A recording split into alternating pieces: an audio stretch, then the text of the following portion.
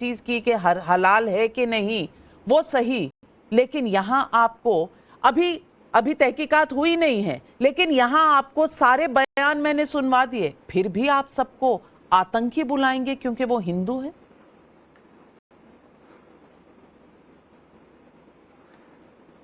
अगर नहीं, फैसला तो आपने सुनाया है और मीडिया तो यहाँ फैसला सुनाती, आपने सुना ही दिया है। आपके सवाल में जवाब छुपे हुए हैं, वो तो दिखता है। दूसरी बात है कि दिग्विजय जी की बात हो या किसी की बात हो या हमारी बात हो, सरकार के कर्मी अगर चेक करते हैं उनकी ऑथेंटिसिटी और जो नियम के तहत, उस पर किसी को कोई इतराज नहीं है। हमारे भी सोर्सेस है, आपके सोर्सेस तो होंगे ही, लेकिन ये जो प्राइवेट लोग हैं, ये हुड़दंगी हैं, ये कौन होते हैं चेक करने वाले भाई? क्या ये सरकार चलाएंगे? सरकारी कर्म के करें तो। दूसरी बात है, एक नैरेटिव आप लोगों ने बिल्डअप कर दिया, हिंदू मुस्लिम हिंदू मुस्लिम। यहाँ हिंदू कोई है क्या? आपकी क्या जाति है? आप तो मतलब है कि यहाँ हिंदू कोई नहीं। अगर हिंदू होता तो इटावा में उस यादव को के साथ में बर्ताव होता। कौन दिन ऐसा होता नहीं जिस दिन दलित को मारा जाता है, घोड़ी पर चढ़ने से रोका जाता है, छुआछूत। मुसलमान तो नहीं उनके साथ में अत्याचार करते। सारा अत्याचार हिंदू धर्म के ही लोग तो करते हैं ना भाई। अगर मुसलमान करें तो कोई अपवाद की बात है। तो आप ये बताइए, आपकी कौन सी जाति है? आप तो सारा अत्याचार हिंदू धर्म के लोग करते हैं। राकेश त्रिपाठी जी, उदित राज जी कह रहे हैं सारा अत्याचार सिर्फ हिंदू करते हैं। नहीं, अरे आप मेरी बात पूछ रहे हैं। उदित राज की बात सुन करके मुझे लगता है कि केवल हंसा जा सकता है। उदित राज की बातों में मुझे बड़ा आश्चर्य होता है। उदित राज कुछ और भी कह रहे हैं। एक मिनट राकेश जी, आपको रोक रही हूँ। उदित राज जी कुछ और भी कहना चाह रहे हैं। जी उदित राज। हिंदू है कौन? अरे सुनिए, आपकी जाति क्या है आप बताइए। मुझे नहीं पता। आपकी हिंदू जाति है? पर मुझे नहीं पता। और मेरे काम में जाति का कोई काम नहीं है। मेरे काम में जाति का कोई काम नहीं है। असलियत पर मैं अपनी काबिलियत पर आगे आती हूँ। मुसलमान आप कौन? आप हिंदुओं के ठेकेदार है। कौन सी काबिलियत भाई? हम हिंदू नहीं है क्या?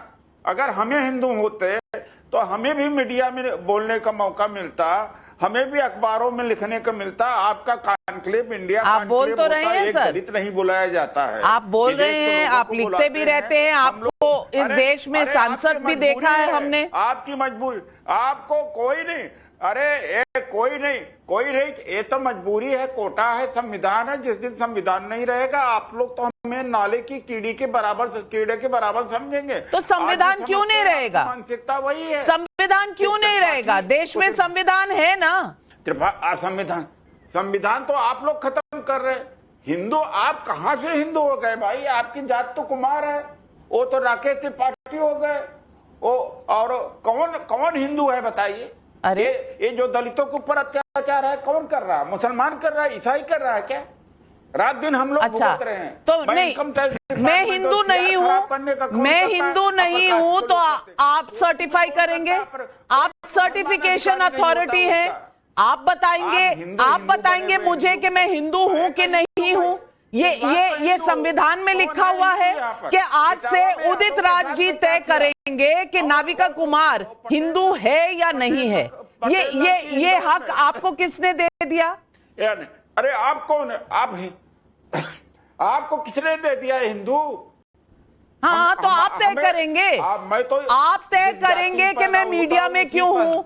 आप तय करेंगे कि मैं हिंदू हूँ कि नहीं हूँ। आप तय करेंगे कि मैं यहाँ बैठकर बोलने का अधिकार रखती हूँ या नहीं हूँ। ये सब कुछ आप तय करेंगे। ये सब कुछ आप तय करेंगे। ब्राह्मणी है, वो राकेश त्रिपाठी एक ब्राह्मण है, और वो जो त्रिवेदी जी वो भी ब्राह्मण है। हिंदू थोड़ी है भाई। अगर हिंदू होते तो आपस में रोटी बेटी का संबंध होता क्या? चमार में, खटक में, पासी में, धोबी में, ब्राह्मण में, ठाकुर में, राजपूते है क्या भाई?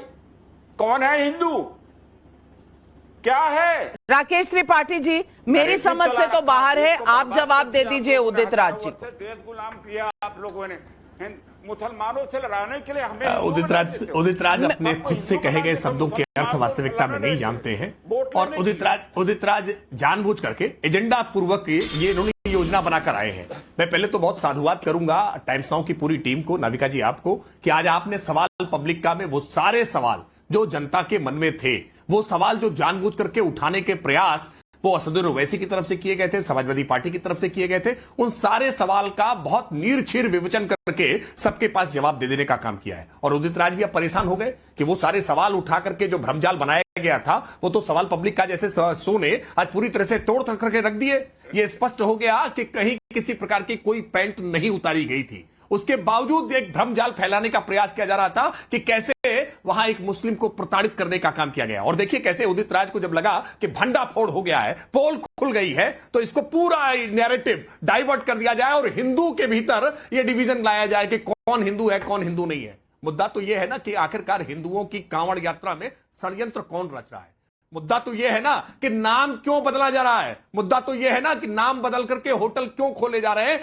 यह पंडित जी का वैष्णव ढाबा क्यों कोई सनोवर आकर के खोल रहा है, क्यों कोई तजम्मुल गोपाल बनकर के वहां बैठा हुआ है। मनसा क्या है उसकी मंशा मैं बता रहा हूं, साफ साफ मंशा वही है जो मंशा त्रेता युग में हुआ करती थी, द्वापर युग में हुआ करती थी। ऋषि महर्षियों के यज्ञ में ये आसुरी शक्तियां पहुंच करके हड्डियां डाल दिया करती थी कि यज्ञ खंडित हो जाए, ताकि सकारात्मक एक जो चेतना का निर्माण होता है वातावरण में वो होने ना पाए। यही इच्छा उन लोगों की अब भी है, कुछ जिहादी तत्वों की, कि कैसे कांवड़ यात्रा सावन के महीने में शांतिपूर्वक ढंग से संपन्न ना होने पाए। इसलिए मजहबी उन्माद फैलाने के लिए नाम बदल करके मौजूद हो जाओ और कुछ ना कुछ ऐसे कारनामे कर दो जिससे एक कांवड़ यात्रा भंग हो जाए, जिससे उसमें विघ्न पड़ जाए, जिससे सांप्रदायिक सद्भाव बिगड़ जाए, जिससे सांप्रदायिक दंगे हो जाए।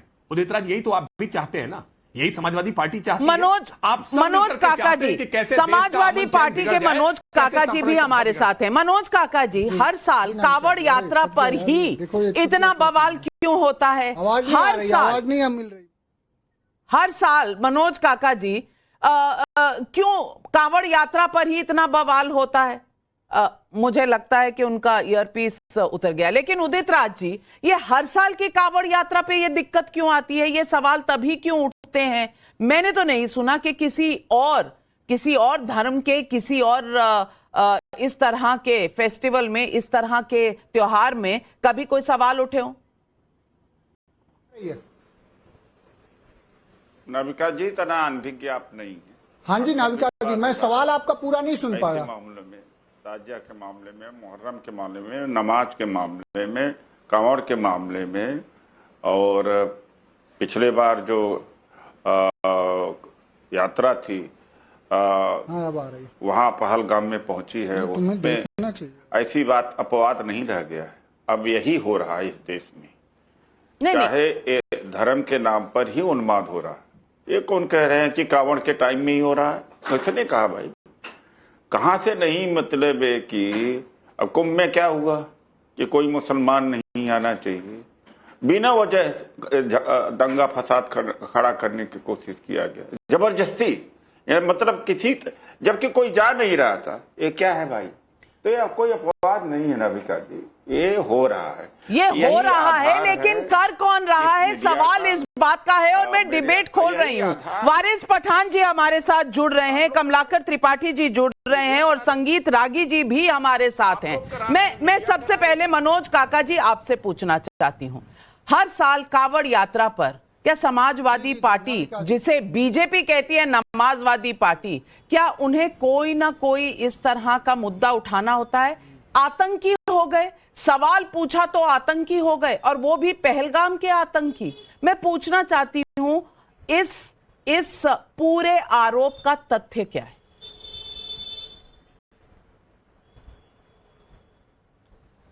नाविका जी, जो बीजेपी कहती है, आपने उसी से सवाल शुरू किया और ठीक किया है आपने। जब व्यक्ति की वैचारिक प्रतिबद्धता किसी एक दल के साथ होती है तो उसके सवालों को व्यक्ति अपना सवाल समझता है। ठीक पूछा आपने। मैं सुधांशु से पूछना चाहूंगा आपके माध्यम माध्यम से, समाजवादी पार्टी, इसलिए समाजवादी पार्टी को कहा जा रहा है क्योंकि समाजवादी पार्टी ने हमेशा से जो भारतीय जनता पार्टी के सांप्रदायिक क्रूरता की जो राजनीति है, जो हमेशा से इस देश में किस तरह से सांप्रदायिकता बढ़े, ये कोई आज से नहीं है। क्योंकि सुधांशु का जो आदर्श संगठन है वो आरएसएस है, और आरएसएस के चाहे वो सावरकर रहे हों, चाहे एमएस गोलवरकर रहे हों, चाहे उनकी बंच ऑफ थॉट पढ़िए, चाहे हु इज हिंदू पढ़िए, उसमें स्पष्ट जो लोग ब्रिटिश के प्रति अपनी वफादारी सावरकर रखते थे, जो एमएस गोलवरकर ने अपनी किताब we or our nation define में कहा कि हम तो यहूदियों का जो नरसंहार किया हिटलर ने, उस तरह के नरसंहार मुद्दे पर रहिए ना सर। वो इस तरह मुद्दा है कि कांवड़ यात्रा में अगर आपको बताना पड़ रहा है ढाबे का नाम क्या है, तो उसमें आतंकवाद कहां से आ गया, मुझे ये समझा दीजिए ना। मुझे आपने अपने सवालों का जवाब अपने उसमें प्रारंभिक उद्बोधन में दे दिया। जो लोग, जो धार्मिक लोग चेक कर रहे हैं, मैं सरकार से ये जानना चाह रही है, पूरी उत्तर प्रदेश की जनमानस जानना चाह रही है कि उनके पास कौन सा अधिकार था। क्या यह उत्तर प्रदेश की सरकार, योगी आदित्यनाथ की सरकार, जो तथाकथित ये बयान देती है कि सुरक्षित कानून व्यवस्था है, अब यहाँ की कानून व्यवस्था तथाकथित सवाल जायज है, और मैं राकेश त्रिपाठी जी से पूछना चाहती हूँ, ये महाराज लोग हिंदू संगठन जाकर अब चेक करेंगे क्या ये अगर एडमिनिस्ट्रेशन चेक करता तो बेहतर नहीं होता क्या? अब मेरी बात नहीं, बिल्कुल ठीक कह रही हैं आप, एडमिनिस्ट्रेशन का चेक करने का बिल्कुल दायित्व है, लेकिन इनके अधिकार पर रोक किसने लगाई है? कोई कानून व्यवस्था को न तोड़े, कोई किसी प्रकार की जोर जबरदस्ती न करे, तो भी ये पूछने का अधिकार तो है ही ना कि आखिरकार आपने फेक आइडेंटिटी के साथ क्यों ये नाम खुद लगा रखा है? क्यों आप पंडित जी वैष्णो ढाबा कोई सनोवर खोल करके क्यों बैठ जाता है? ये सवाल नहीं पूछना चाहिए क्या? हमारी आस्था के साथ कोई खिलवाड़ करे और हम उफ तक न करें, हम इस पर सवाल भी ना पूछें। मुझे बड़ा आश्चर्य होता है कि ये सवाल पूछने पर हाय तौबा क्यों मच जाती है। ये सवाल पूछने पर इनको आपत्ति है, लेकिन एक बार भी आपत्ति नहीं उठा रहे हैं कि ये सनोवर ने पंडित जी का वैष्णो ढाबा क्यों खोला। एक बार भी ये सवाल नहीं उठा रहे हैं कि ये तजम्मुल में अपना नाम गोपाल